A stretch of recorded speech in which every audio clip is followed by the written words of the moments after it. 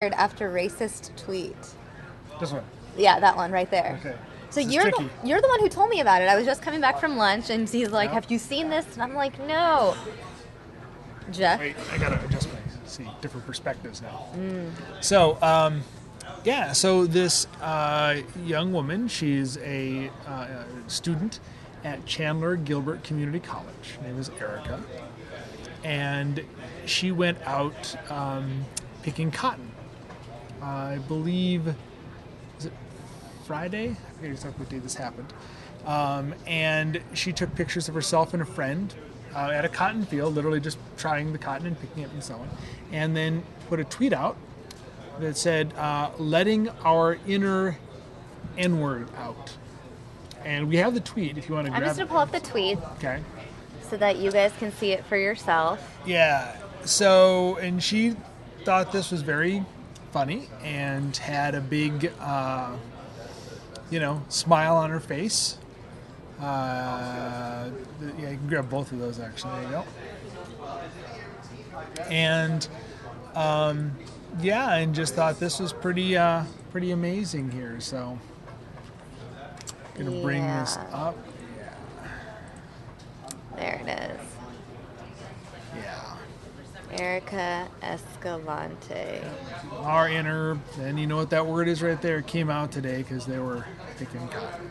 Yeah, that's So what happened is, this happens a lot now. People see this, and they found out who she was. They looked her up, and they found her Facebook page, and they found her on LinkedIn, and they found out that she was an intern at a Phoenix company called Isagenix, which is they're based in Chandler. They're a multi-level marketing company, and some people put together all of these profiles and said, "Hey, do you want this person working for you? Is she a good representative?" And she was fired within 2 hours. Wow. Yeah. Well, I mean,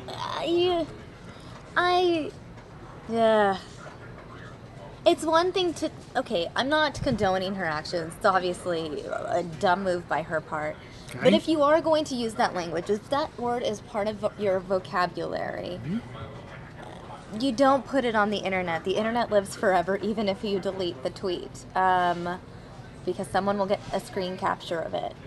Same goes for Snapchat, I feel like if it was a text message, she may not have been fired, but because it was publicly out there and her name was attached to it, it was perceived differently. I'm not...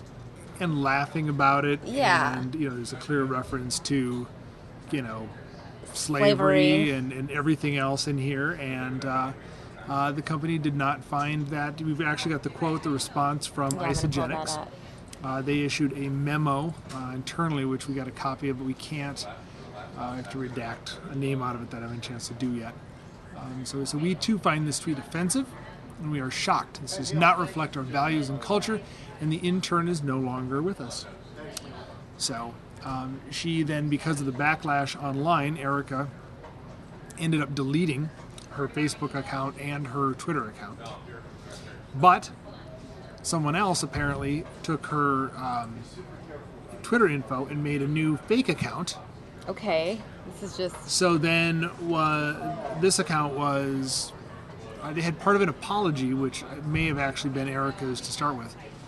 But then went out and started retweeting people who were also making some racial comments and stuff like that. A lot of people said, "Oh my, she's making it worse," when it was somebody else impersonating her account. So now she's upset, saying, "Look, I screwed up. I tried to apologize, and now I've got somebody else making it worse for me. I can't stop it." So, yeah.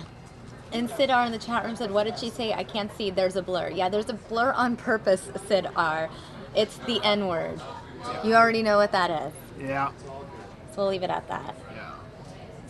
So, yeah, and cotton, it's a crop that grows. It's one of the 5 C's of Arizona: cotton, copper, whatever. There were these 5 C's that were a framework for Arizona's economy. There's a lot of cotton grown here, and I've done the same thing. Stop in the field. I probably could be. I don't. It doesn't say. I'm just going to assume it is. That was a news now first. Well, since you're on the topic. Yes. Anyway, so yeah, I have no idea where my shirt was grown or made. It was or made in anything India. else. Okay, well there you go. So it's such great quality. So now where it stands, we're looking to talk to her and kind of hear her side of the story and find out what's going on and what her life has been like since this happened. But regardless of whether you feel this is appropriate or not, your personal life is tied to the image of your employers and the companies that you associate with. Right. So if you think this is fine and no big deal, some people are saying there's cultural differences in the use of this word in some places where its use is okay. But the companies associated with you may not feel the same way. Right, and in addition, I know that there's the argument.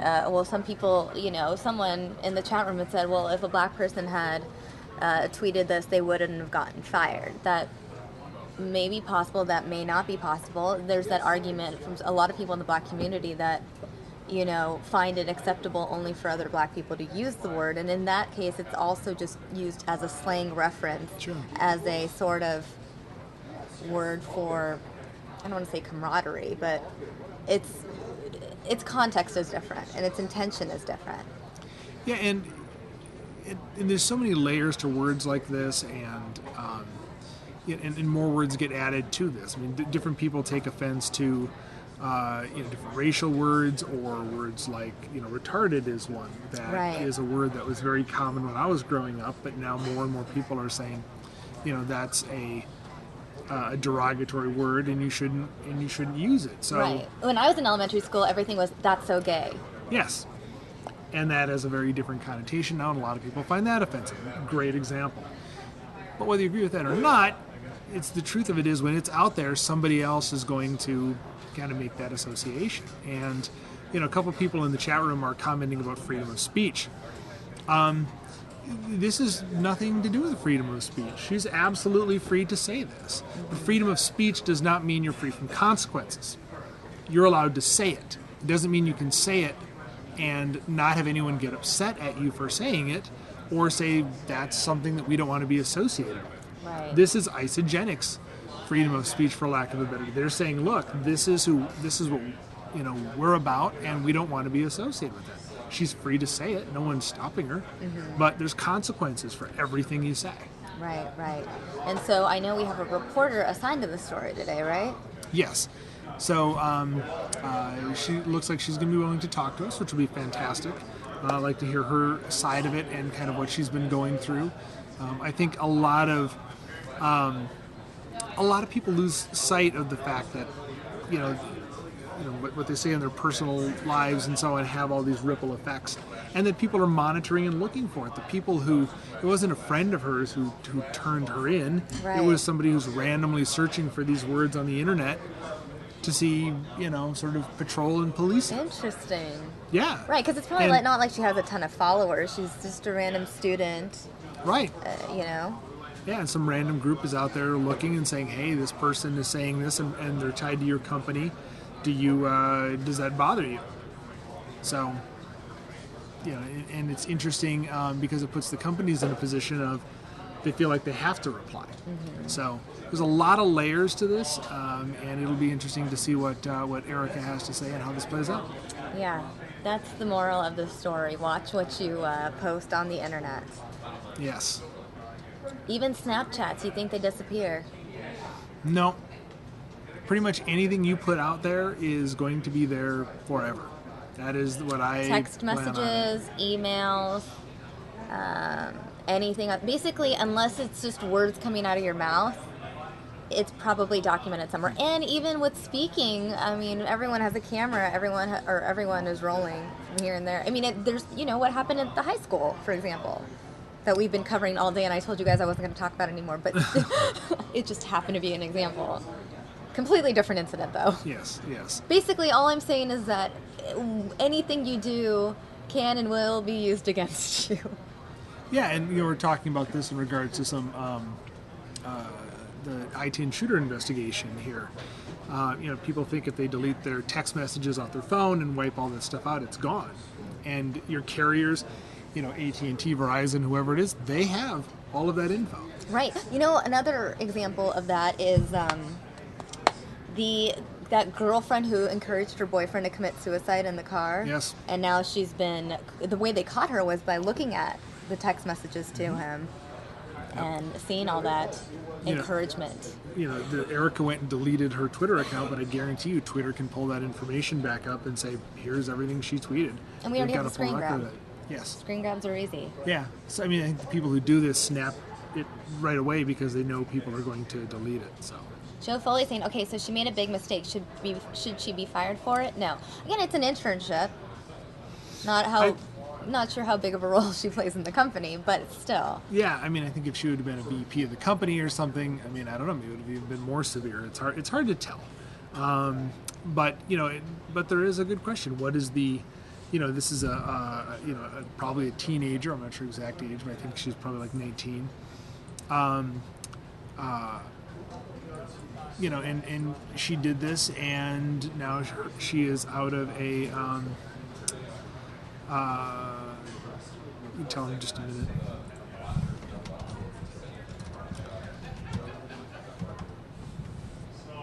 So, sorry, I had somebody else my attention here. But what? Jeff is high in demand. Something like that.